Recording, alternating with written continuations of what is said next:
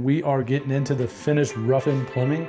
So as you can see here, we got the shower valves in. We got one on this pony wall. We also got this one runs that shower head up here for the regular shower head. So when you go to take a shower, you're able to just reach around the corner here, turn on this shower valve and let it warm up. So you don't have to run in and run out, before it warms up.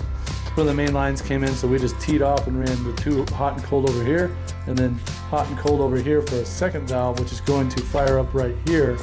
It's a handheld outlet, water outlet, which is going to loop over, and there's going to be the handheld that's going to mount to this block here, right in the center of those two. You can see the drain right there. We centered that in the middle of the pan there, so it'll be a lot more symmetrical and have better slope.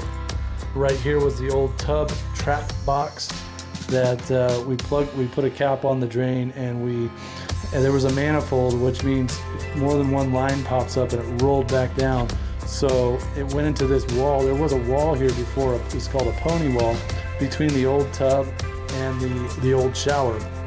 So a lot of times they'll loop a line up and then loop it over to another area. So that's what was going on here. So we had to rework all that plumbing underground.